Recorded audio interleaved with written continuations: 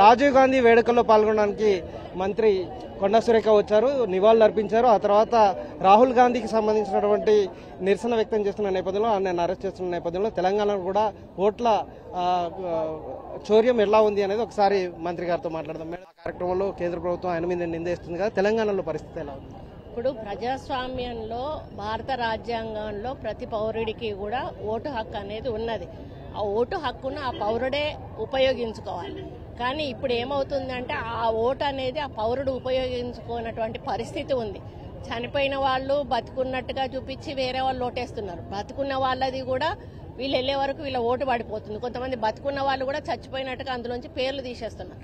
అంటే మొత్తానికి కూడా రాజ్యాంగాన్ని తిరగరాస్తున్నారు. వీళ్ళు తిరగరాసి మొత్తానికి రాజ్యాంగాన్ని అంటే మొత్తానికి కూడా రాజ్యాంగం అనే దాని మీద గౌరవాన్ని పొడగొట్టి వాళ్ళ ఇష్టానుసారంగా బీజేపీ ప్రభుత్వం ఏదైతే చేస్తా ఉందో దాన్ని కళ్ళకు కట్టినట్టుగా రాహుల్ గాంధీ గారు మొన్న పవర్ పాయింట్ ప్రజెంటేషన్ లో ఖచ్చితంగా చూపించిన తర్వాత జీర్ణించుకోలేని బీజేపీ ఈరోజు ఏదో పద్ధతిలో రాహుల్ గాంధీ గారిని మళ్లీ డీమెరిట్ చేయాలనేటువంటి ప్రయత్నం చేస్తుంది.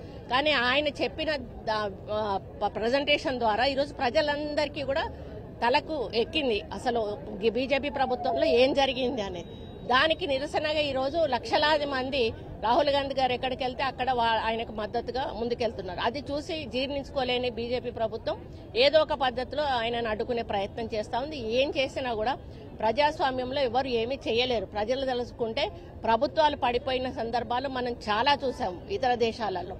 అదే పద్ధతిలో అటువంటి పరిస్థితి రానియకుండా ఏదైనా ఉంటే సజావుగా మనకు పద్ధతి ప్రకారంగా ముందుకెళ్తే బాగుంటుంది ఈ ప్రభుత్వం అనేది నా యొక్క అభిప్రాయం. యూరియా కొరత కూడా తీవ్రంగా ఉన్నది, చాలా చోట్ల రైతులు ఆందోళన వ్యక్తం చేస్తున్నారు. దాని కొరత లేదండి, మేము ఆల్రెడీ కలెక్టర్స్ తోటి మాట్లాడుతా ఉన్నాం. ఎక్కడ ఉన్నా కూడా వారు పర్సూ చేస్తా ఉన్నారు. ఎక్కడ అడిషనల్ గా ఉంటే అక్కడ నుంచి ఇక్కడికి తెప్పించి అడ్జస్ట్ చేస్తా ఉన్నారు. మళ్ళీ కూడా మేము కలెక్టర్లకు ఇన్ఫార్మ్ చేస్తాం. మాకు ఎప్పుడు మా దృష్టికి వచ్చినా కూడా వెంటనే కలెక్టర్లకు మేము ఇన్ఫార్మ్ చేయడం జరుగుతుంది. వర్షాల ప్రభావం మీద ఎట్లా అప్రమత్తంగా? వర్షాల ప్రభావం మీద కూడా మేము వీడియో కాన్ఫరెన్స్ కానీ లేకపోతే ఫోన్ లో కానీ మాట్లాడడం జరిగింది.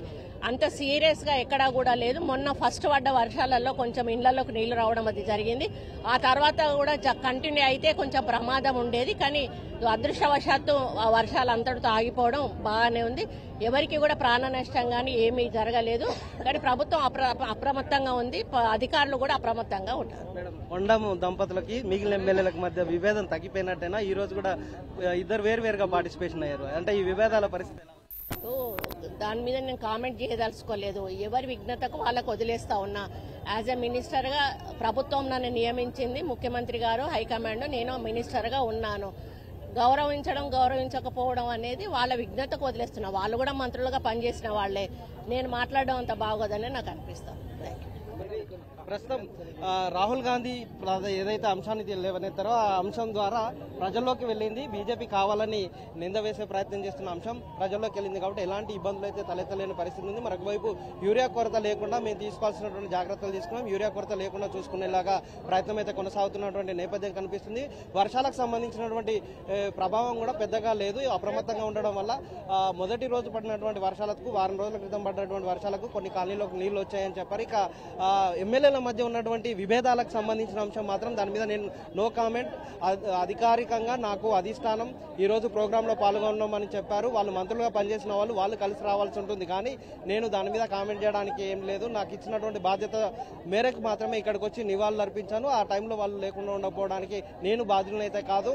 ఇది వాళ్ళ విజ్ఞతకి వదిలేస్తానంటూ నర్మగర్భంగా వాళ్ళ మధ్య ఉన్నటువంటి విభేదాన్ని మరొకసారి చాటి చెప్పినట్లు తెలిపినట్లయింది. ఎవరైనా వాజిత్ తరుణ్ కుమార్, ఎన్టీవీ వరంగల్.